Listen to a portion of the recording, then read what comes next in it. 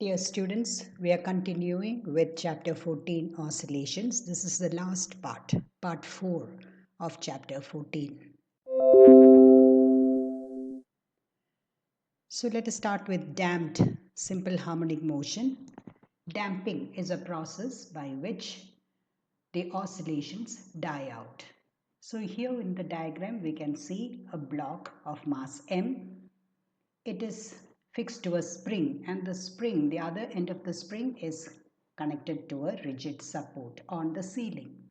So when we pull the block downwards, it will execute and release it. It will execute simple harmonic oscillations as we saw in the previous session. But these oscillations do not continue forever. They die out after some time due to friction with the surrounding medium. Now, this dying out of oscillations is called damping. So, the viscous surrounding medium exerts a damping force on an oscillating spring, eventually bringing it to rest.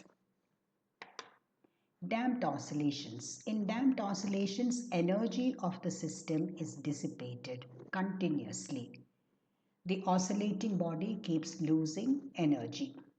For small damping, the oscillations remain absolutely or approximately periodic. The dissipating forces are frictional forces. It is because of friction that the oscillator loses energy. Now in the diagram we saw in the previous slide, the angular frequency of the block when it oscillates is omega equal to square root of k by m. So the damping force is given by the formula Fd equal to minus Bv. This force is in addition with the restoring force. So there are two forces now acting on the oscillating particle. One is the restoring force due to the spring, and the second is the damping force. So the total force acting on the mass at any instant is given by F is equal to Fs plus Fd. So it will be minus Kx plus minus Bv. So mass into acceleration at any instant of time equal to minus k into x at that instant minus b into velocity at that instant. So if we use the first and second derivatives of xt for vt and at respectively, we have m into d squared x by dt squared plus b into dx by dt plus k into x equal to 0. By first and second derivatives, we mean the first differentiation and second differentiation of displacement. And you know, first differentiation of displacement gives velocity, and the second differentiation of displacement gives acceleration. So this is what we mean by first and second derivatives of displacement. Now we have written out the same equation here, m into d square x plus by dt squared plus b into dx by dt plus kx equal to 0. This is a quadratic equation, and the solution for that will be x equal to a e to the power minus bt by 2m cos omega dash t plus phi. So this solution, how we are getting the solution is not important for us here. Here A stands for amplitude of the oscillation, and the exponential function e to the power minus bt by 2. And of course you know b is a constant for damping force. M is the mass, omega dash is the angular frequency of the damped oscillator, and phi is the starting initial phase of oscillation. So omega dash here will involve spring constant k and also the damping constant b. So omega dash equal to square root of k by m minus b squared by 4m squared. Now the solution or how we solve this is not important in your syllabus here. You just have to remember these values for solution xt and also for omega dash. Now this graph actually represents damping force. We regard it as a cosine function whose amplitude, which is a e to the power minus bt by 2m, gradually decreases with time. So a damped oscillator is approximately periodic with decreasing amplitude of oscillation. With greater damping, oscillations die out faster. Next, we are going to learn about forced oscillations and resonance. Free oscillations. When a body oscillates with its natural frequency, such oscillations are called free oscillations. But these oscillations die out after some time. Just now, as you saw, because of damping forces. But if you keep supplementing with the oscillator continuously with an external periodic force, then we can maintain or sustain these oscillations. So the external agency can maintain these oscillations, and then the oscillations become forced or driven oscillations. Suppose an external force Ft of amplitude F0 that varies periodically with time is applied to a damped oscillator. So Ft is the external force. Such a force can be represented as Ft equal to F0 cos omega d into t. So Ft now here is responsible for maintaining the oscillations without dying out. So the motion of the oscillating particle under the combined action of a linear restoring force, damping force and a time-dependent driving force will be represented as MAT equal to minus KXT minus BVT plus F0 cos omega dt. Here minus kxt represents the restoring force, minus bvt represents the damping force, and f0 cos omega dt represents the external periodic force which is maintaining the oscillations. So now the equation changes to m into d squared x by dt squared plus b into dx by dt plus k into x equal to f0 cos omega dt. Here omega d is the angular frequency of the external periodic force. So this is the equation of an oscillator of mass m on which a periodic force of frequency omega d is applied. The oscillator initially oscillates with its natural frequency omega. Then it has free oscillations. When we apply the external periodic force, the oscillations with the natural frequency die out, and then the body oscillates with the frequency of the external periodic force. Its displacement after the natural oscillations die out is given by xt equal to a cos omega dt plus phi. So omega d is now replacing the initial omega. And the amplitude A now is a function of the forced frequency omega d and the natural frequency omega. So analysis shows that A equal to F0 by denominator m squared into omega squared minus omega d squared the whole squared plus omega d squared b squared, close the bracket, to the power half. So what is F0? F0 is the external periodic force which we are giving the oscillator so that it does not die out. Omega is the angular frequency of the natural frequency of the oscillator. Omega d is the frequency of the external periodic force, and b is the damping force constant. And here tan phi equal to minus V0 by omega d x0. Now there are two cases that take place here. One A for small damping. Then the driving frequency, that is omega d, will be far from natural frequency. So here omega d will be different, very different from natural frequency. So here omega d b will be much smaller than m into omega squared minus omega d squared. So in the denominator for A, we can neglect that factor omega d squared b squared.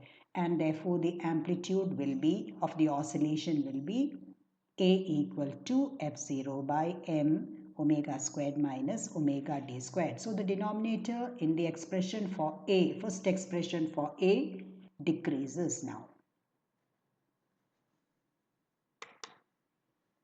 Now the second case will be, suppose the driving frequency is close to natural frequency, that is omega d is almost equal to omega.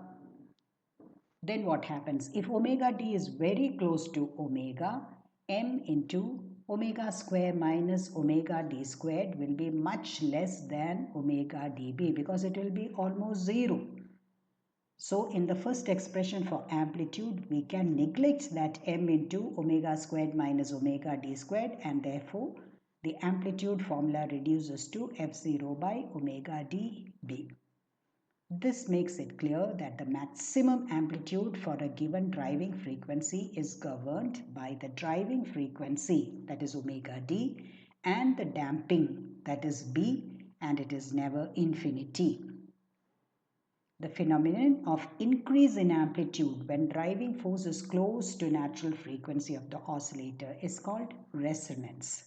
So resonance is a very important application of driving frequency. So when the driving frequency is close to natural frequency, then the oscillator will oscillate with an extremely large amplitude given by A equal to F0 by omega dB, and that position is called resonance. So let us look at some illustrations, or before that let us observe this graph. The displacement amplitude, you can see three graphic representations, 1, 2 and 3. So at the center you can see omega d by omega ratio is 1. That means omega d equal to omega. Driving frequency is equal to natural frequency. That is why omega d by omega is equal to 1. So the first solid black, that is number 3, corresponds to maximum damping. That is why the amplitude is minimum, maximum damping. And number 2, the curve number 2 represents medium damping, and curve number 1 represents minimum damping. And in all three cases, the amplitude is maximum when omega d by omega equal to 1, and that is resonance condition.